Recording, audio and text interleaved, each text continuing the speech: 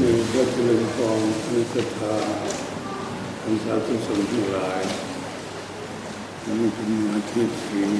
กิจที่ตั้งใจที่พากันทำมาให้พระบาทมันจะละจีวร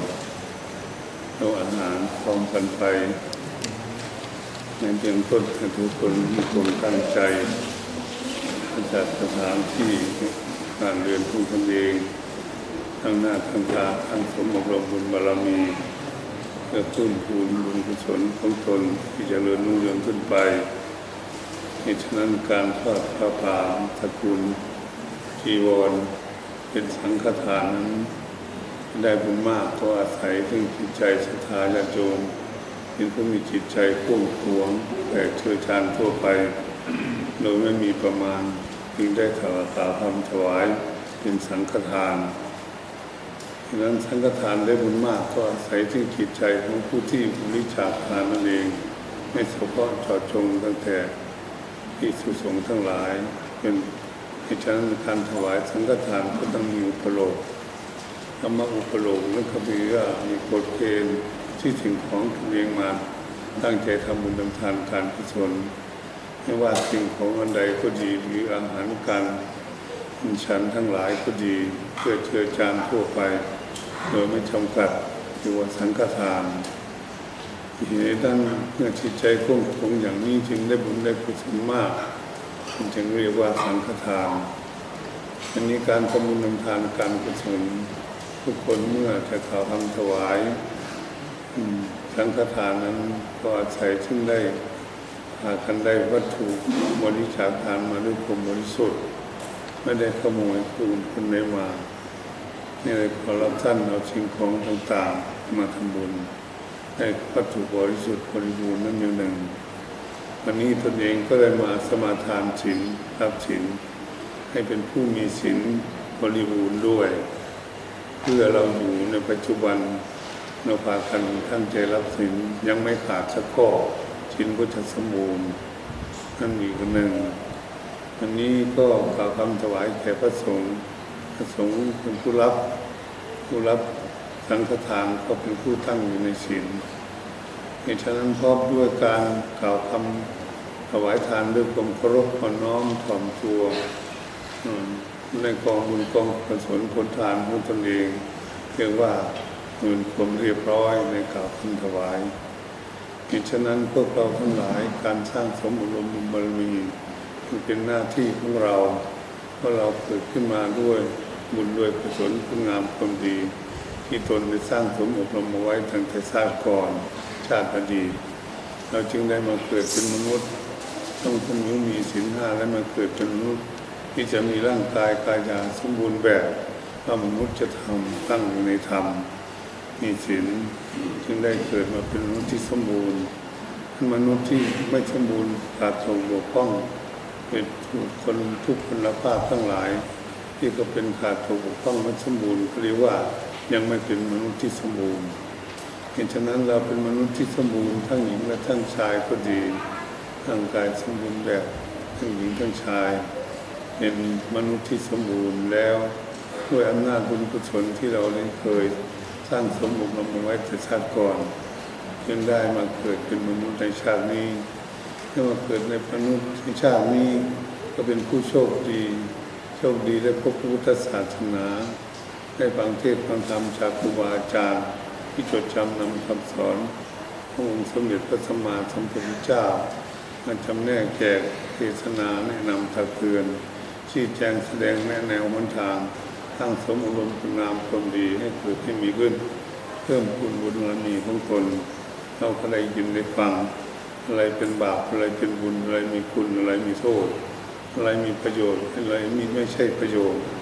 เราเข้าใจในการทำคุณงามความดีนั่นเรียกว่าชีวิตของเรานี่เป็นชีวิตที่เป็นมงคลที่เป็นประโยชน์แม้คนเรานี่จะเกิดมาตั้งแต่เล็กมาถึงเด็กถึงหนุ่มสาวตามกลางคนจนถึงเฒ่าถึงแก่ต้องอาศัยบุญกุศลของตนเองสร้างเอาไว้จึงได้มีอายุยืนตามกาลสมัยในชีวิตบุคคลใดได้ทำคุณงามความดีเอาไว้ในชีวิตที่เกิดมานั่นก็เป็นชีวิตที่มีกำไรมีชีวิตที่เป็นมงคลที่สุด ที่ว่าเราเป็นมนุษย์จะทำตั้งอยู่ในมนุษย์เราได้ทำคุณงามความดีแล้วเราก็อบอุ่นใจว่าอย่างไรถ้ายังเรายังว่ายตายเกิดในวัฏสงสารยังไม่ถึงนิพพานเมื่อไหร่เราต้องมาเกิดอีกถ้าเรามาเกิดอีกแล้วบุญกุศลผลทานคุณงามความดีที่ตนสร้างสมบูรณ์ไว้ก็ติดต่อมาตามหน่วยความสะดวกให้มีความสุขเราก็จะเห็นได้ง่ายว่าคนเราเกิดมานั้นทำไมจึงเลี้ยงร่ำทำสูงต่างกันอันนี้คนจนก็มีคนเป็นพลเรือนก็มีเรื่องหาบดีกรุมทีนนุเศรษฐีพามหาศาลพระราชามหากษัตริย์ที่ราชเจ้าทำไมคนจึงเลี้ยงร่ำทำสูงอย่างนี้ต่างกันเพราะด้วยบุญด้วยกุศลได้ทำต่างกันให้ทำมากทำน้อยต่างกันเลยมาเกิดตามฐานะของตนเองทุกคนก็จะเข้าใจว่าฐานะตนเองอยู่ในระหว่างไหนเป็นเรื่องของบริเศรษฐีกรุมทีพามหาศาลนี้พระราชามหากษัตริย์เราอยู่เรื่อยๆกรรมของตนเองนั้นได้สร้างสมบูรณ์ไปแค่ไหนก็ได้อยู่แค่นั้นอันนี้เมื่อเราได้มาเกิดแล้วด้วยบุญด้วยกุศลชาติก่อนที่สร้างทำเอาไว้ก็มาสร้างพึกบุญสร้างกุศลเพิ่มพูนบุญเราไม่อยู่ของตนเพื่อให้เจริญรุ่งเรืองขึ้นไป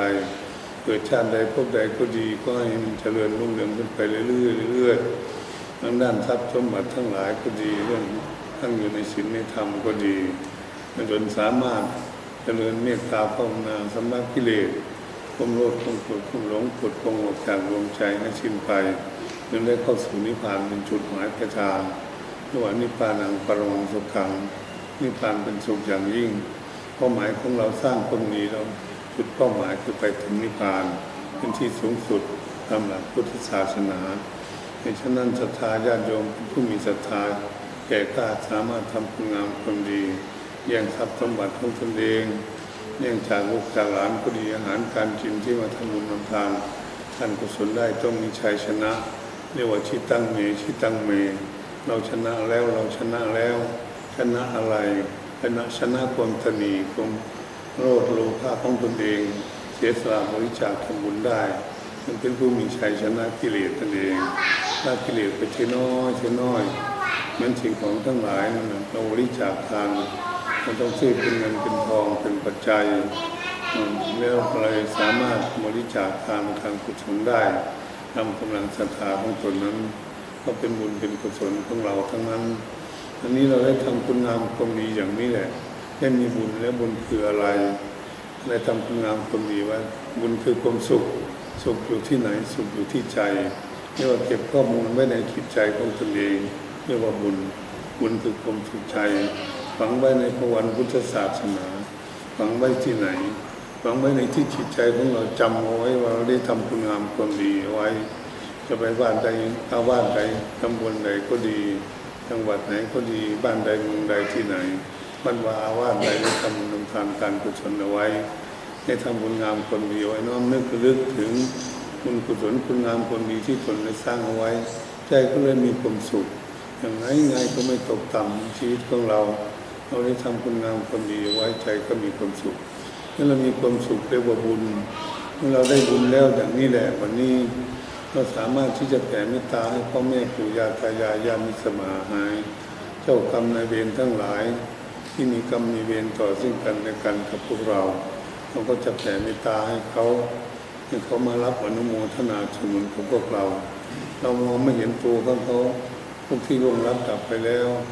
ถ้ามาคอยรับอนุโมทนาสนุนก็ไม่เห็นเนี่ยพ่อแม่ปู่ย่าตายายของพวกเรายังมีชีวิตอยู่ว่าลูกเต้ามาทำบุญทำทานการกุศลถวายทานจำแนกแก่ทานทำคุณงามความดีท่านก็มีปลื้มปิติยินดีกับลูกกับหลานสร้างสมบูรณ์คุณงามความดีเหตุฉะนั้นพวกเรามีคุณงามความดีอย่างนี้เราก็สามารถที่จะแผ่เมตตาคือส่งความสุขให้จิตวิญญาณท่านทั้งหลายเหล่านั้นมีอุปการะคุณแก่เราทั้งหลาย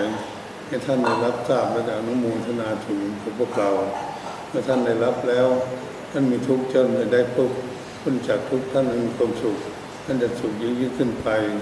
ด้วยอำนาจบุญกุศลที่เราอุทิศพวกผลทางแจกแบ่งให้ท่านจะได้มีความสุขเหตุฉะนั้นทุกคนต้องทำบุญทั้งนั้นข้างในคนนี้เมื่อรับวันจากพระเจ้าประสงค์ให้ตั้งใจแผ่เมตตา โดยไม่มีประมาณเพื่อนร่วมพ่อเกิดอยู่ในโลกวิชาใดภาษาใดอยู่ลัทธิศาสนาลัทธิอะไรก็ตามเราเป็นผู้มีคุณงามความดีใจกว้างขวางเป็นผู้มีเมตตาแก่สัตว์โลกทั้งหลายอยากให้มีความสุขทุกคนนึกลองดูอย่างนี้อย่างคุณงามความดีคือความสุขให้ลองดูใจของเราจะมีความสุขไหมเราเห็นความสุขเกิดขึ้นเรียกว่าตัวบุญและผู้ใจกว้างขวางฉะนั้นแต่นี้ต่อไปก็ขอให้ทุกท่านมีความตั้งใจเวลารับพรจากพระเจ้าพระสงฆ์ตั้งใจแผ่เมตตาด้วยกันทุกท่านทุกคนขอเจริญพรยะถาวาริวหาปุราปาริปุเรนติสากลังเอวะเมวะโตทินังเอตานังอุปกัปปติอิจิตังปฏิตังตุมังคิปะเมวะสมิจฉตุสเปปุเรนตุสังกปาจันโทปนารโสยะถามณิโชติระโสยะถาเตโยเววัชันตุสัพพะโรโควินาศตุมาเต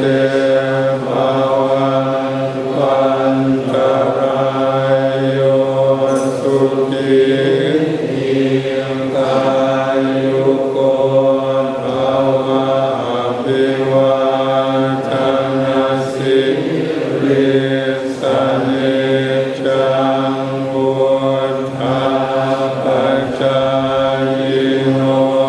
จังโลธรรมาวันตันติอายุวันโนสุขังภาลังอายุวัฏโกธนาวัฏโกสิริวัฏโกยัสสวัฏโกภาลังโกวันนาวัฏโก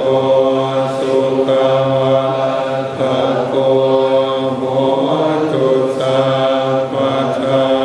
นกะโลธัมมยังเวราโสกาสั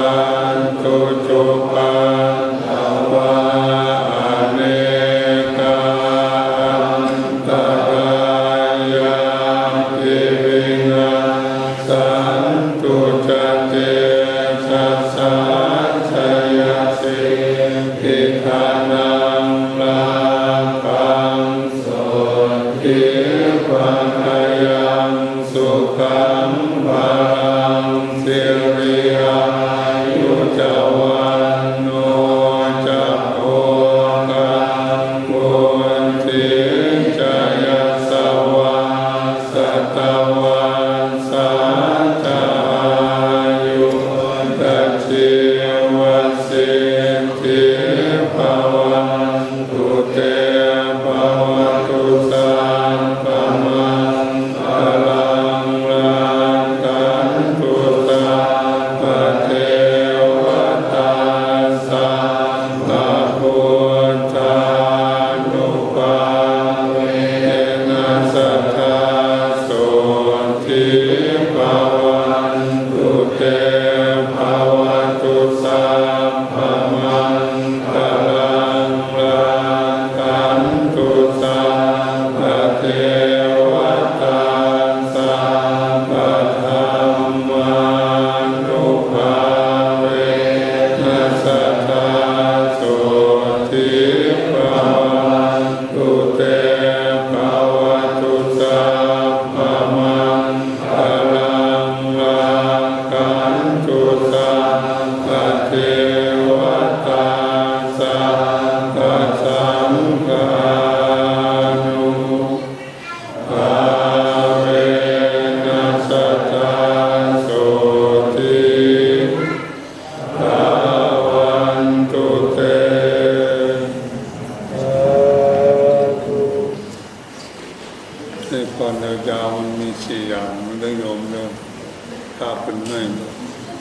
อให้โยมมีอายุยืน100 ปีด้วยโยมเด้อวันหน้าขอให้มีผิวพรรณของใจสวยสดงดงามเพียงเก่าผุดผ่อง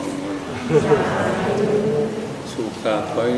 ญาติโยมยืนเดินนั่งนอนอยู่ที่ไหนให้มีความสุขพละขอให้มีร่างกายแข็งแรงสมบูรณ์กำลังวาจากำลังทรัพย์ความทั้งลาภยศสาบรรดาศักดิ์ได้เงินเต็มกระเป๋าทุกคน